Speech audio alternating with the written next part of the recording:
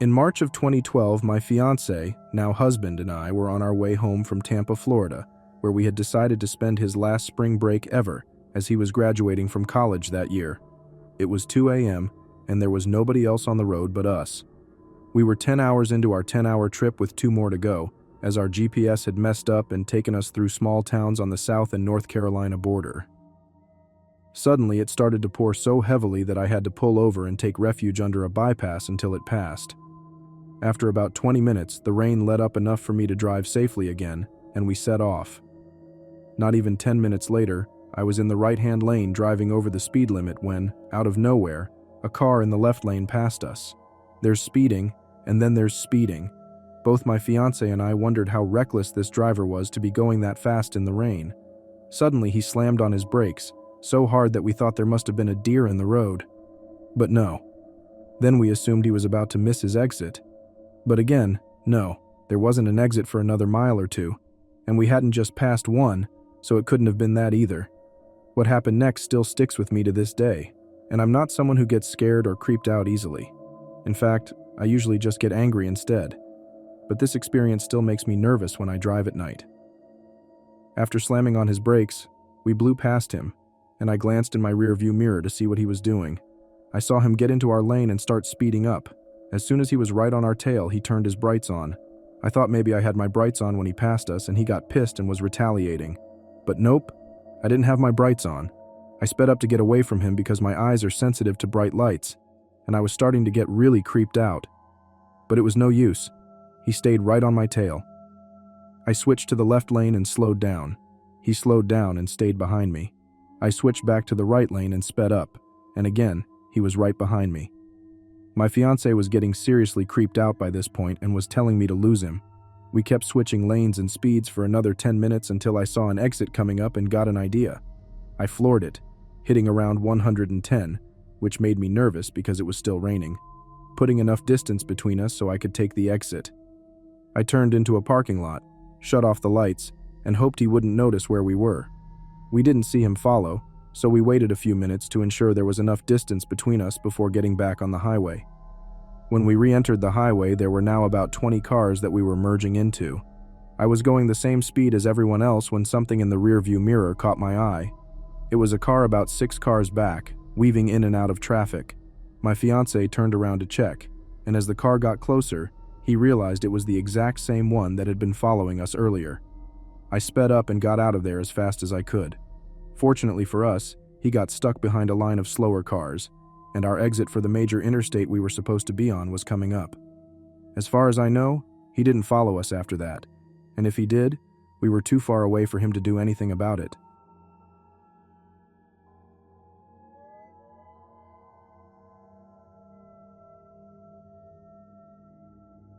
Several years ago, I had just graduated from high school and spent most of my time hanging out with friends. My good friend Monica had moved to Columbus, Ohio, about a 3-hour drive from my hometown in eastern Kentucky. One night, my friends Mary, Carolyn, and I decided to take a late-night trip to visit Monica. Mary had a 1990 Crown Victoria with a bench seat in the front. This thing was a boat. The 3 of us sat up front together, listening to music and being silly 18-year-old girls. About an hour and a half into the drive, we stopped at an all-night gas station to get coffee, cigarettes, and gas. I grabbed one of those gas station cappuccinos that come out of the dispenser. We got back in the car and pulled out of the parking lot.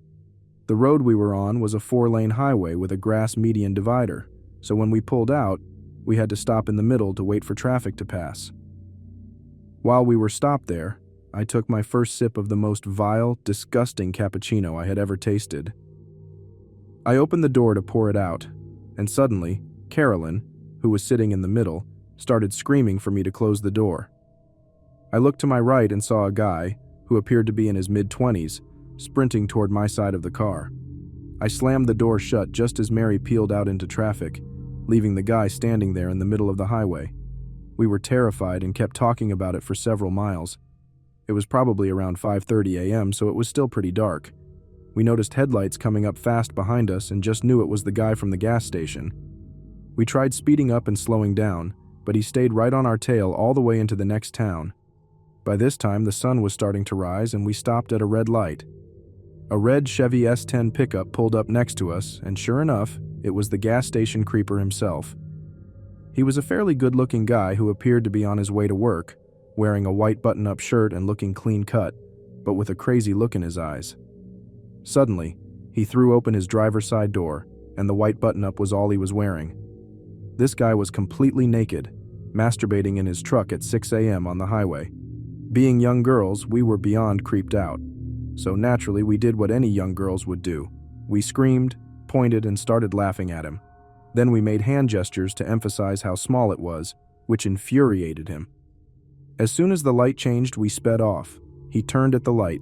Whether from embarrassment or because he really had to get to work, we'll never know. Either way, it was totally creepy.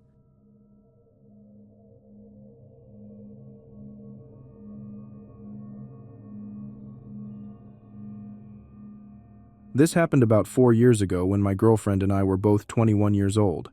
We were out on a drive up Highway 1 past Davenport, California. We had spent the day at the beach and driving along some back roads in my Jeep.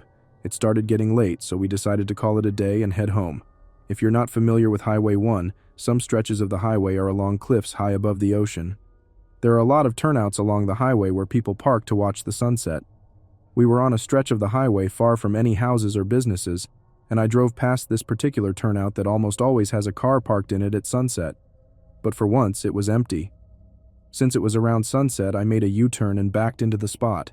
The spot was small, with a huge dirt mound on one side and a steep cliff face with a trail going up about 60 feet on the other. The gap between the two sides was about 16 feet. The mound was on the passenger side, and the cliff face was on the driver's side. We were pretty close to the edge, though it wasn't an abrupt drop. There was a medium-sized dirt mound to keep cars from rolling off the cliff. I was excited about the perfect spot, so we sat in the back of my Jeep, facing the ocean and watching the sky turn red. It was nice. About 25 minutes in, my girlfriend hopped out to grab her water from the front of the car. She came back, and just as she sat down, a black BMW SUV pulled up. As I mentioned, the spot was tight, only big enough for one car. You could theoretically fit two, but the second car would have to park directly in front of the first and block it in. And that's exactly what this guy did. I was pretty annoyed when he pulled up because it's rude to crowd someone in such a small space and then block them in. My girlfriend said, "What the fuck?" "I know, right? What a rude ass," I replied. Then she added, "No, I mean, I saw that car drive past when I was getting my water, and the guy looked at me. So it's weird that he turned around and parked here."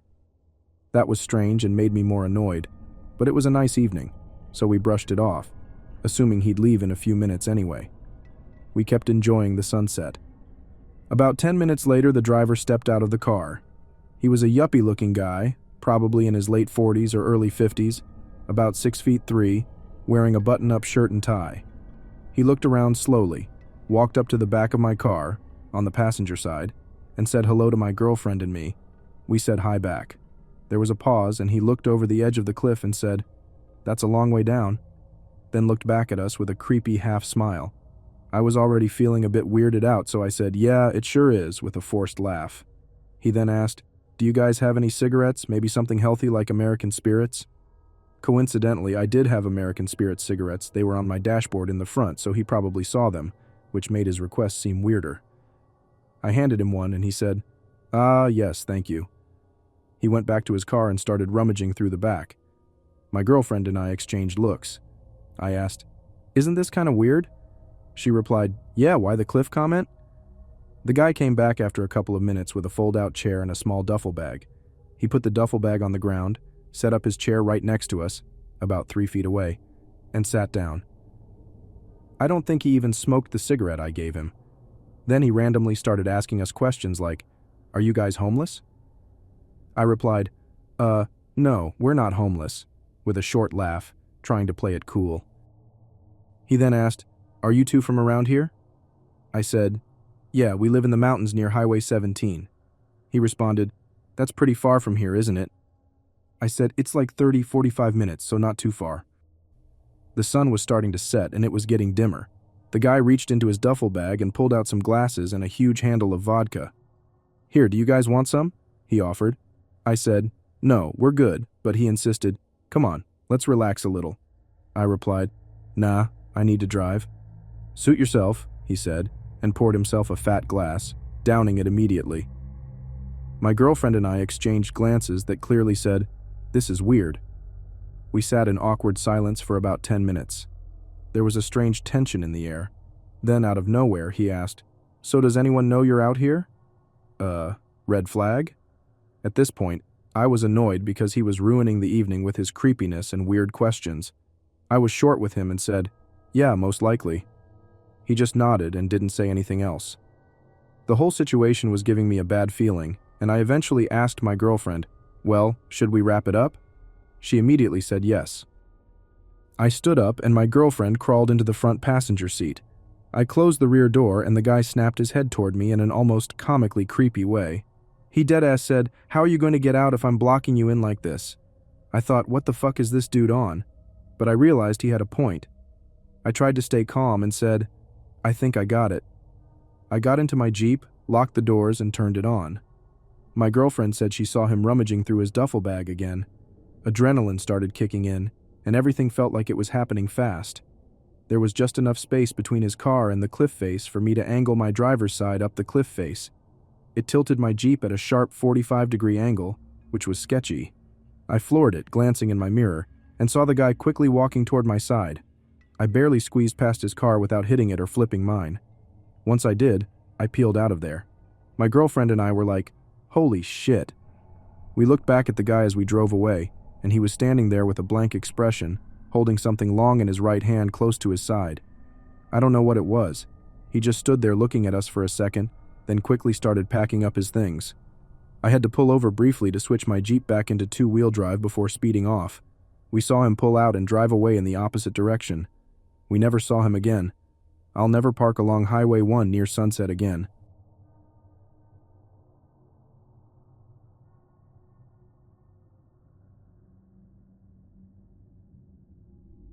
This story took place when I was 18 and still living at my parents' house. I'm currently 23. My parents live in a very rural part of Michigan, off a main highway. In fact, from the large window in the living room, you can watch cars drive by on the highway. The closest neighbors are about half a mile away, separated by thick woods.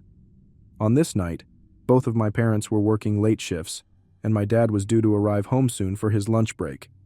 I wrapped up in a blanket and watched TV in the living room, listening to the rain-snow combination hit the windows. It was around 9 p.m., late fall, very dark, and very cold.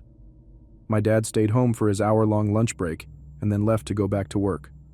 Soon after pulling out of the driveway, he called my phone and told me to look out the big living room window, under the streetlight on the highway, to see if I noticed anything out of place. Immediately, I noticed a figure sitting on the side of the highway under the streetlight. I asked my dad if I should call 911 to get an officer to check on this person. I was worried they could be injured or possibly an elderly person who didn't know where they were. He said yes, so I called 911 and spoke with a dispatcher. They said an officer was on the way. I sat by the window watching the person and waiting for the officer to arrive when they stood up and began dancing under the streetlight, in the middle of the road. The way this person danced immediately sent a chill down my spine. By this time, it was around 10 p.m., snowing heavily, and this person was slow dancing in the middle of the highway like they didn't have a care in the world. After a few minutes, they stopped, crossed the highway, and began sprinting down my driveway. At this point, I was terrified and called 911 back, telling them that the person was no longer on the highway but was now coming down my driveway. They advised me to make sure all the doors were locked and to keep an eye on the person so I could tell the officers when they arrived. The dispatcher offered to stay on the phone with me until the officers got there since I was home alone and the person was entering my yard. I ran to the kitchen window which faced the driveway, but I couldn't see the person anywhere. I was panicking because I had no idea where they were or what their intentions might be, just that they were somewhere in my yard, in the dark. As I looked out the window, the person walked directly in front of it and headed toward the garage. I quickly moved to another window, the one on the front door that faces the garage, and finally got a good look at the person thanks to the yard light. He appeared to be in his late 20s, very scruffy, carrying a backpack and talking to himself in an absurd way. I relayed everything to the 911 dispatcher, including that he was attempting to break into the garage. At this point, the dispatcher told me that the officers were turning down my driveway and asked me exactly where the man was. I told them he was trying to break into the garage. The officers quickly arrived, restrained the man, cuffed him, and put him in the back of the patrol car. One of the officers then came to talk to me, explaining that the man was very strung out on drugs and had various rocks and knives in his backpack. They reassured me that he would be spending some time in jail and that I could feel safe staying home alone. I'm not really sure what his intentions were, but I'm glad the officers got there when they did.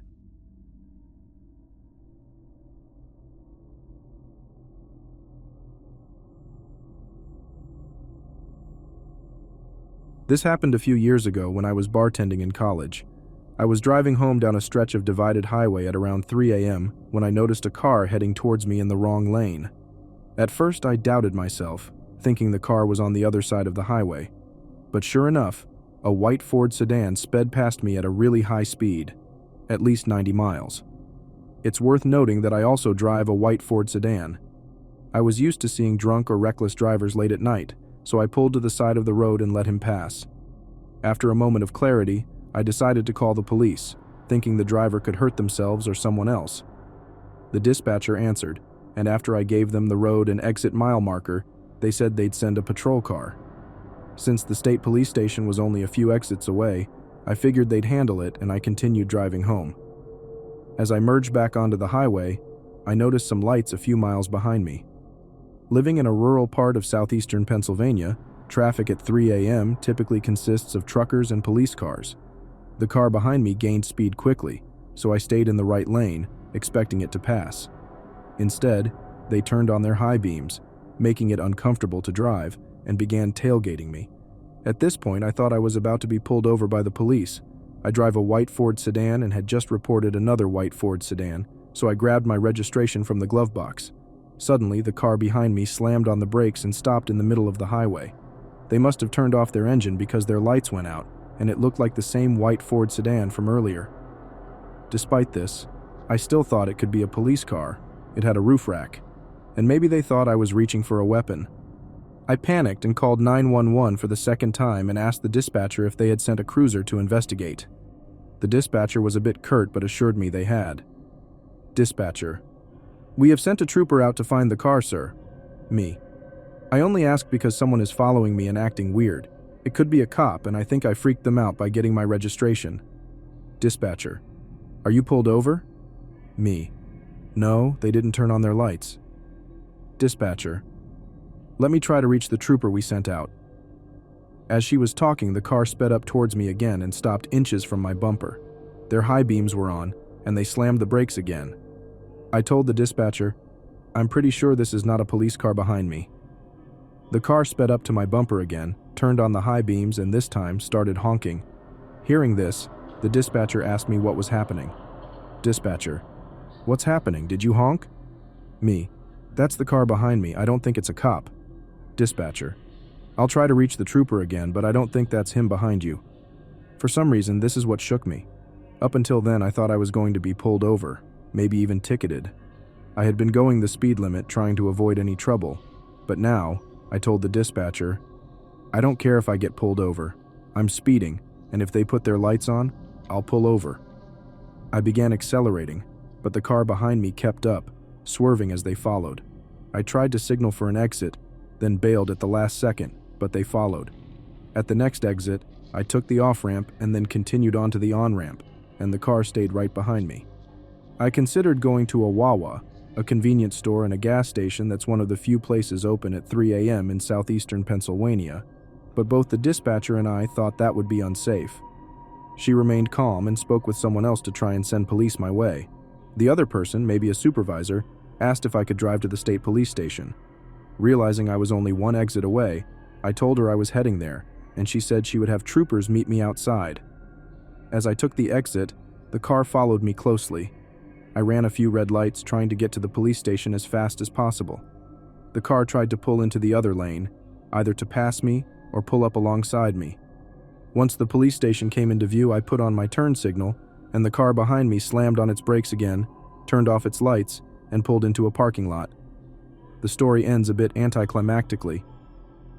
I pulled into the police station and met the troopers. 2 of them went to search for the car, and I stayed with a 3rd officer. I thanked the dispatcher and her supervisor, and after taking my statement, a state trooper escorted me home. I was never called to follow up or testify, so I can only assume the person didn't get caught.